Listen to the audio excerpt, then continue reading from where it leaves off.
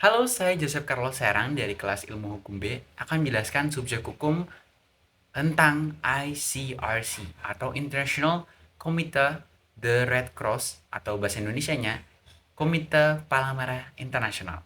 Nah, jadi di sini saya akan menjelaskan berbagai pengertian, kemudian contoh dan mengapa itu bisa disebut dengan subjek hukum internasional tentang ICRC.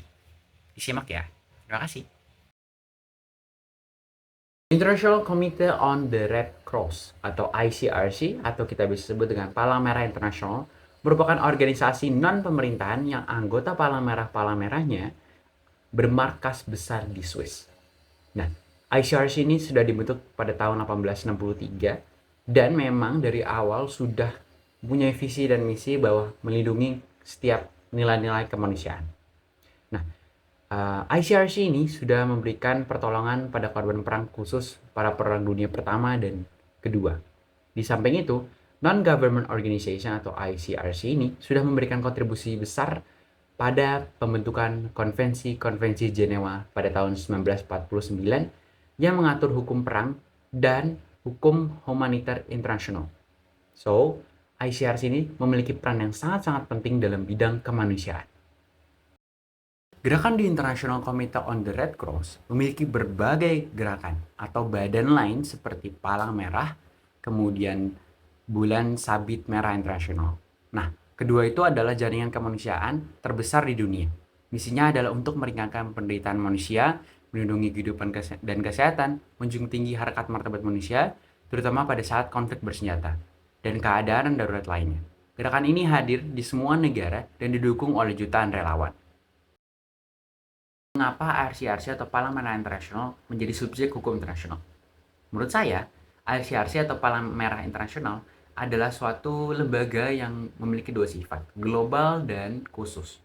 Global artinya itu seperti universal, di mana lembaga ini hadir untuk semuanya, hadir untuk setiap negara tanpa memandang bulu negara itu, tanpa memandang latar belakang negara itu. Jadi ICRC itu hadir untuk khusus untuk bidang kemanusiaan. Jadi benar-benar menghargai martabat kemanusiaan. Dan menurut saya, subjek hukum internasional kan seperti negara. Nah, negara itu membutuhkan orang-orang atau lembaga-lembaga yang seperti RCRC. Ketika dua negara atau bahkan lebih berkonflik, RCRC lah yang menenangkan dan menjadi damai. Atau dibaratkan seperti lembaga yang netral, tidak memihak ke dalam salah satu negara. Dan mereka hadir benar-benar untuk melindungi manusia tersebut agar tidak cedera, agar tidak uh, terampas nyawanya oleh karena peperangan. Berikut adalah contoh-contoh dari ICRC. Nah, ICRC itu memang benar-benar tidak memihak, netral dan independen, dan memiliki misi bahwa misinya itu bersifat kemanusiaan dan melindungi kehidupan dan martabat para korban konflik bersenjata serta situasi-situasi kekerasan lainnya. Kemudian juga mereka secara sukarela dan selalu memberikan bantuan. RCRC juga berusaha mencegah penderitaan dengan mempromosikan dan memperkuat hukum humaniter dan prinsip-prinsip kemanusiaan universal. Jadi, kalau pertanyaannya, adakah permasalahan hadirnya ICRC ini? Jawabannya ada. Ketika dua negara sedang berantem atau berkonflik, ICRC hadir, maka ICRC juga bisa menjadi bahaya di antara kedua negara tersebut. Dari berita yang saya baca di newsky.com, itu ada berita dan headline berita yang menjelaskan bahwa ada 3 pekerja palang merah tewas setelah kendaraan bantuan diserang oleh Rusia di Ukraina Timur. Dan sangat mengenaskan bahwa ini kejahatan perang, bahwa di mana ICRC di hukum internasional itu tidak bisa diserang.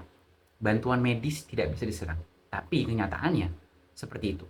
Banyak sekali yang memang menjelaskan bahwa kejahatan-kejahatan ini terkena di bidang medis. Sedangkan mereka seharusnya netral dan tidak mendapatkan keserangan apa-apa. Tapi nyatanya di lapangan mereka yang bersenjata seenaknya untuk membunuh seseorang yang tanpa melihat bahwa mereka anggota ICRC. Seperti itu. Lanjut, akhirnya ICRC membuka suara dan mengatakan bahwa mereka membangun dan mempertahankan dialog dengan pihak-pihak yang berkonflik sangat penting untuk mendapatkan akses ke semua orang yang terkena dampak.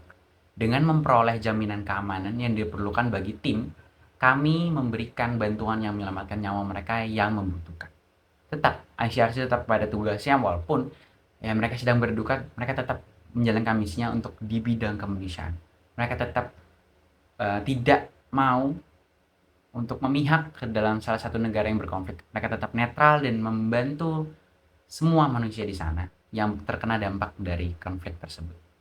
Dan permasalahannya itu, ICRC yang nggak salah tapi disalahkan dan merenggut nyawa dari volunteer-volunteer atau sukarelawan dari ICRC. Permasalahannya adalah ketika negara itu masih egois dan negara itu tidak bisa membedakan antara pihak yang diserang dengan ICRC yang pihak yang sama sekali tidak ada sangkut paut atau netral. Nah, jadi contoh dan tugas dari ICRC saya menyimpulkan dan saya catat di dalam buku saya ada 5. Pertama adalah kegiatan monitoring. Jadi ICRC ini memberikan monitoring atau pengawasan terhadap konflik kedua negara yang sedang berperang. Hadirnya ICRC yang memberikan pengawasan secara khusus dan nyata untuk memberikan pengawasan kepada masyarakat yang terkena imbas dari peperangan. Kemudian kedua, katalisator atau ICRC sering mengadakan diskusi dan juga rekomendasi apa yang harus dilakukan oleh ICRC. Selalu mengevaluasi dirinya, selalu menanyakan apa yang akan menjadi lebih baik lagi di ICRC untuk negara-negara yang sedang berkonflik atau sedang berperang. Kemudian ketiga, promosi. ICRC memberikan promosi bukan seperti iklan, tetapi ICRC memberikan promosi di kedua, humaniter internasional dan konvensi Jenewa. Kedua itu dipromosikan oleh si ICRC karena ICRC merasa kedua humaniter dan juga konvensi Jenewa itu adalah sejalan dari visi misi si ICRC. Lanjut, melindungi. Prinsip melindungi di ICRC sangat-sangat terlihat bahwa mereka sangat melindungi kemanusiaan, di mana manusia sangat dilindungi dan disayangi, bahwa walaupun negara sedang berkonflik, sedang memanas, ICRC tetap hadir dan melindungi setiap warga negara tanpa membeda-bedakan.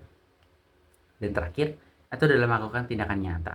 Dan contoh-contoh berikut memberikan tindakan-tindakan nyata, sangat-sangat nyata dan merealisasikan bahwa ICRC memberikan kedamaian dan kenetralan di antara kedua belah pihak.